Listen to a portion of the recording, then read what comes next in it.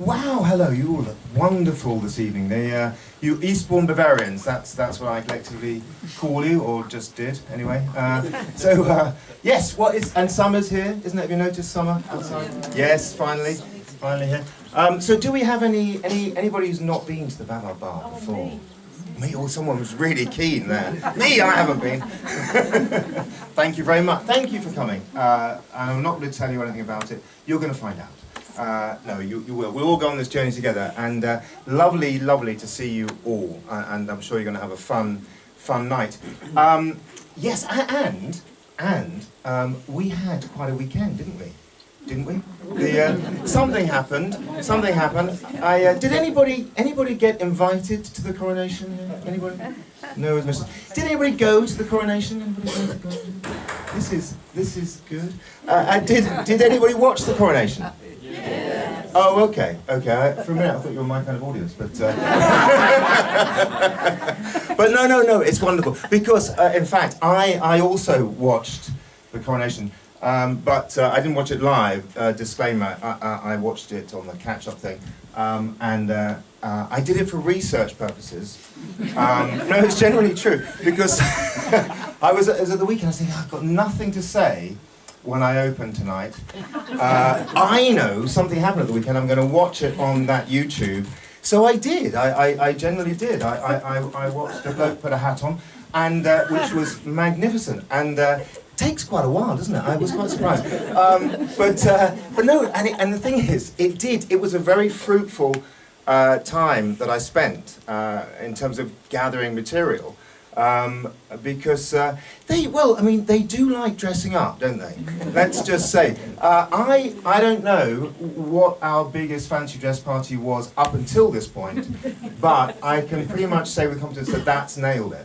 But at a cost of £100 million, I think that's probably sort of money well spent. Because there's nothing to fix, is there? So we've sorted everything. So let's have a giant fancy dress party. No. It's wonderful, and I'm very glad that I did watch it for the material, because it was very, very useful. Because, also, and I haven't watched or listened to the BBC for a long time, but it all came back to me, because there's a certain voice, isn't there, when they have the BBC commentators commentating on big occasions, there's a certain voice that they use. It's the voice that you use when you phone your boss to throw a sickie, isn't it? That's the voice that they tend to use throughout.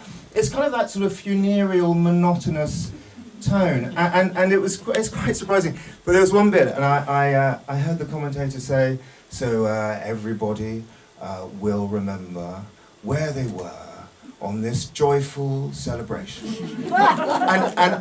And I honestly, genuinely thought I was watching a rerun of the funeral from last year. It was one of those moments. But one of the things I love, whenever I've seen the kind of, these sort of royal, they do know how to have a party, don't they? But when I've watched it, you get all the marching, don't you? All the marching, and they give and I don't know if you've noticed, but those regiments, I look at them and think, in a battle, you've got no chance, have you?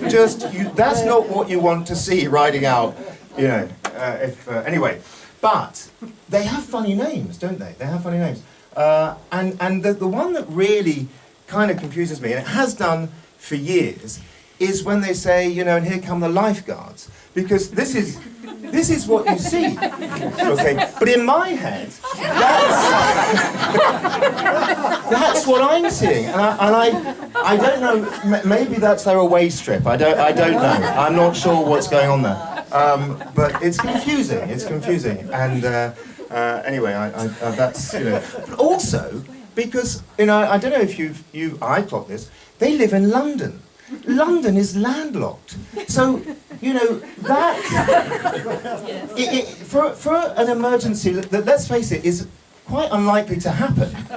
That's an extraordinary amount of protection to have, isn't it? That would be like going for a walk wearing a seatbelt. That's kind of what I think when I see lifeguards and like that. So anyway, that's the marching. They love a bit of marching, and which is good.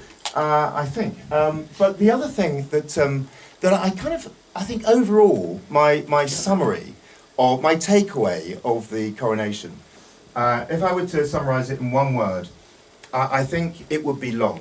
That's how I would. But I'm not. That's not. I mean, I'm not saying drawn out. I don't. I mean, I think it was just. It's just an observation. I'm not saying that's a bad thing. It was just long, and that's kind of surprising because I have put a hat on, and it hasn't taken me that long in the past. But anyway, and I'm really not saying that they strung it out, but it was a long affair, and that's fair enough because we only have this once every, a few years, and maybe. But it was long, and the thing that struck me about the length of the coronation was that, you get to a certain age, don't you? And I'm of a certain age, and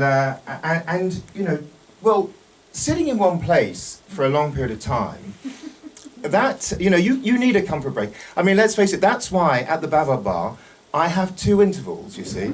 I know my demographic, and I know myself. I know what you're looking for on a night out. And mainly you look at the flyer, you got 2 intervals, that's for me. What's on? No idea, but I'm going to that. So, but they're sitting, aren't they, for a long time. And that's quite remarkable, I think. Because he's older than me, that was my assessment. I don't know how old, but I'm pretty certain he is. And so I think, that shows pretty significant stoicism, doesn't it? Or sort of, I think maybe perseverance or grit, determination. Anyway, that's what it shows. And I think, so that's kind of what I learned from my watching of the coronation, is I finally realised the difference between the royal family and us mere humans. They have exceptionally large bladders. Anyway, on that profound bombshell, as people are sitting there thinking, what have I come to? Well, that's it's information you maybe didn't have before, and you can ponder it anyway and see what you think.